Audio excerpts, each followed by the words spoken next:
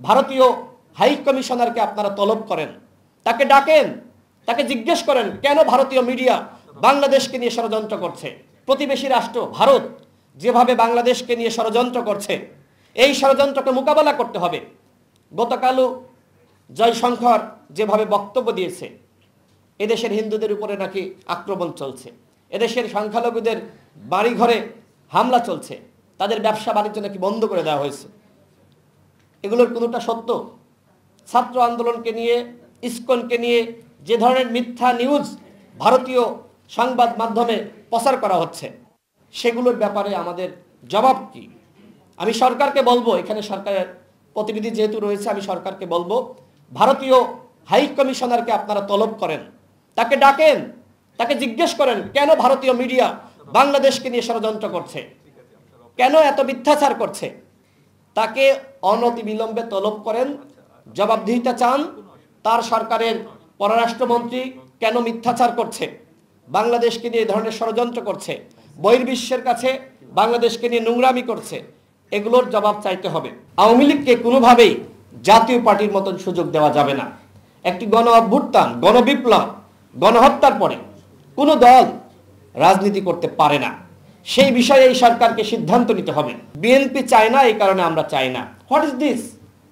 BNP একটি দল, আরো দল আছে, আপনি সকলকে ডাকেন।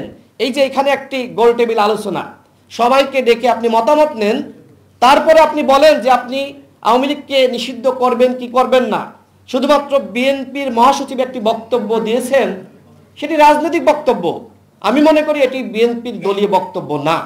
সুতরাং ওই বক্তব্যকে কেন্দ্র করে যদি আগামী নির্বাচনে আওয়ামী লীগকে সুযোগ দেওয়া হয়, সেটি অন্তত আমরা যারা সংগ্রাম করেছি, রক্ত দিয়েছি, আমরা কোনোভাবে মানব না।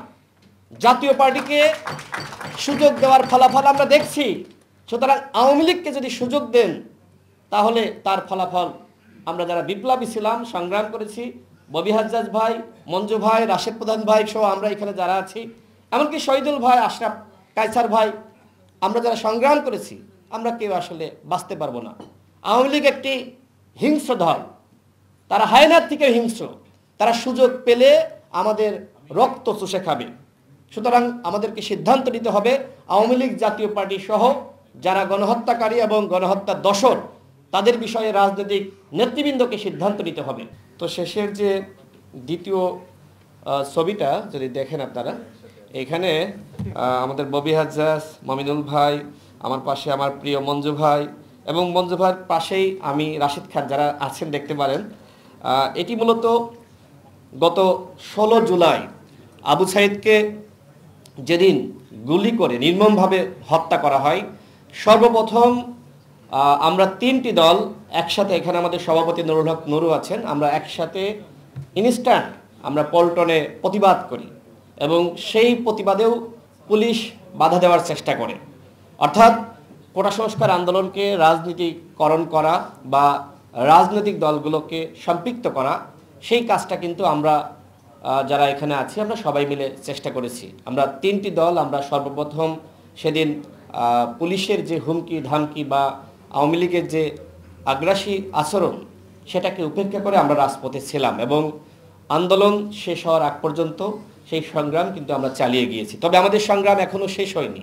সংগ্রাম যদি শেষ হয়ে যেত, তাহলে এই প্রস্তাবনা বা রাষ্ট্র মেরামতের যে বিষয়গুলো এখানে আলোচনা হচ্ছে, সেই বিষয়গুলো আসলে এখানে আসতো না। অর্থাৎ রাষ্ট্র সংস্কার একটি ধারাবাহিক প্রক্রিয়া, এবং সংগ্রাম আমাদের আজীবন করে যেতে হবে। রাষ্ট্র সংস্কার যদি হয়েও যায়, তারপরেও করতে হবে, কারণ যে কোনো সময় আসলে ফ্যাসিস্ট আবার ফিরে আসতে পারে, সেই আশঙ্কা আমরা এড়িয়ে যেতে পারি না। যদি আপনাদেরকে বলি, দেখেন 1991 সালের যে নির্বাচন, একটি গণ অভ্যুত্থান বা একটি বিপ্লবের মাধ্যমে স্বৈরাচার এরশাদের পতন হলো, কিন্তু আমাদের রাজনীতিবিদরা যে ভুলটি করলেন, সেটি হলো জাতীয় পার্টিকে রাজনীতিতে জিইয়ে রাখা। তাদেরকে সুযোগ দিয়েছিলেন নির্বাচনে অংশ নেওয়ার। ফলাফল কি হলো?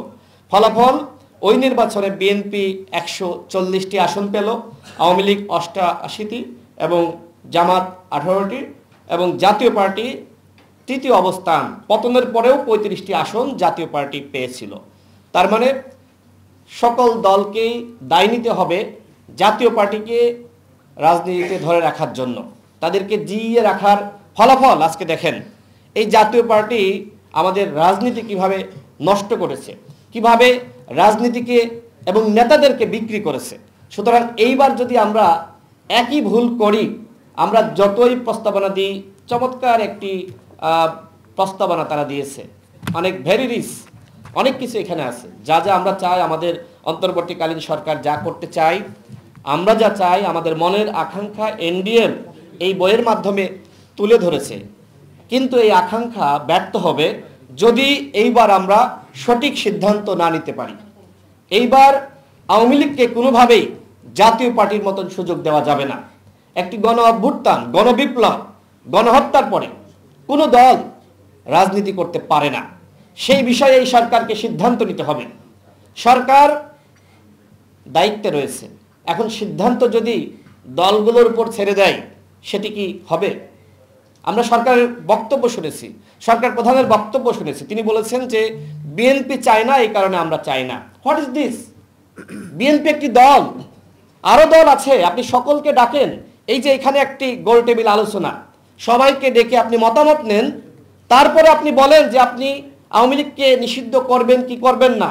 শুধুমাত্র বিএনপির মহাসচিব একটি বক্তব্য দিয়েছেন, সেটি রাজনৈতিক বক্তব্য। আমি মনে করি এটি বিএনপির দলীয় বক্তব্য না। সুতরাং ওই বক্তব্যকে কেন্দ্র করে যদি আগামী নির্বাচনে আওয়ামী লীগকে সুযোগ দেওয়া হয়, সেটি অন্তত আমরা যারা সংগ্রাম করেছি, রক্ত দিয়েছি, আমরা কোনোভাবে মানব না। জাতীয় পার্টিকে সুযোগ দেওয়ার ফলাফল আমরা দেখছি। সুতরাং আওয়ামী লীগকে যদি সুযোগ দেন, তাহলে তার ফলাফল আমরা যারা বিপ্লবী ছিলাম, সংগ্রাম করেছি, ববি হাজ্জাজ ভাই, মঞ্জু ভাই, রাশেদ প্রধান ভাই সহ আমরা এখানে যারা আছি, এমনকি শহীদুল ভাই, আশরাফ কায়সার ভাই, আমরা যারা সংগ্রাম করেছি, আমরা কেউ আসলে বাঁচতে পারবো না। আওয়ামী লীগ একটি হিংস্র দল, তারা হায়নার থেকে হিংস্র, তারা সুযোগ পেলে আমাদের রক্ত চুষে খাবে।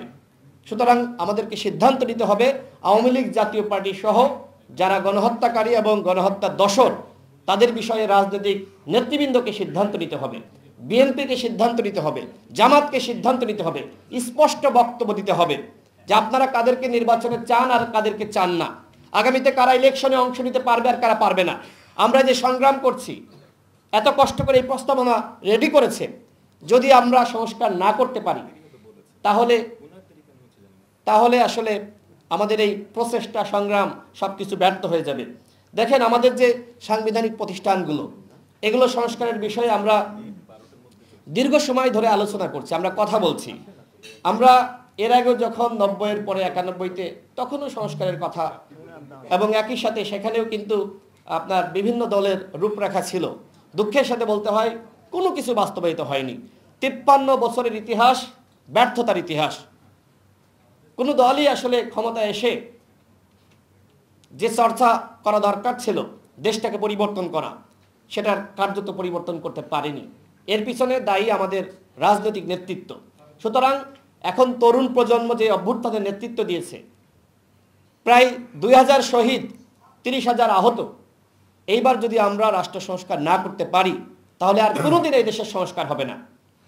সুতরাং এইখানে আছেন যারা সবাই গুরুত্বপূর্ণ, সাংবাদিক ভাইরা আছেন, এখানে ফরেন ডেলিগেটস আছেন, সকলের প্রতি আমার উদাত্ত আহ্বান, আসুন আমরা সবাই মিলে এই দেশটাকে সাজাই। বিদেশিদের অনেক ভূমিকা রাখতে হবে। আমাদের প্রতিবেশী রাষ্ট্র ভারত যেভাবে বাংলাদেশকে নিয়ে ষড়যন্ত্র করছে, এই ষড়যন্ত্রকে মোকাবেলা করতে হবে। গতকালও জয়শঙ্কর যেভাবে বক্তব্য দিয়েছে, এদেশের হিন্দুদের উপরে নাকি আক্রমণ চলছে, এদেশের সংখ্যালঘুদের বাড়িঘরে হামলা চলছে, তাদের ব্যবসা বাণিজ্য নাকি বন্ধ করে দেওয়া হয়েছে, এগুলোর কোনোটা সত্য? ছাত্র আন্দোলনকে নিয়ে, ইসকনকে নিয়ে যে ধরনের মিথ্যা নিউজ ভারতীয় সংবাদ মাধ্যমে প্রচার করা হচ্ছে, সেগুলোর ব্যাপারে আমাদের জবাব কি? আমি সরকারকে বলবো, এখানে সরকারের প্রতিনিধি যেহেতু রয়েছে, আমি সরকারকে বলবো, ভারতীয় হাই কমিশনারকে আপনারা তলব করেন, তাকে ডাকেন, তাকে জিজ্ঞেস করেন কেন ভারতীয় মিডিয়া বাংলাদেশকে নিয়ে ষড়যন্ত্র করছে, কেন এত মিথ্যাচার করছে। তাকে অনতিবিলম্বে তলব করেন, জবাবদিহিতা চান। তার সরকারের পররাষ্ট্রমন্ত্রী কেন মিথ্যাচার করছে, বাংলাদেশকে নিয়ে এই ধরনের ষড়যন্ত্র করছে, বহির্বিশ্বের কাছে বাংলাদেশকে নিয়ে নোংরামি করছে, এগুলোর জবাব চাইতে হবে।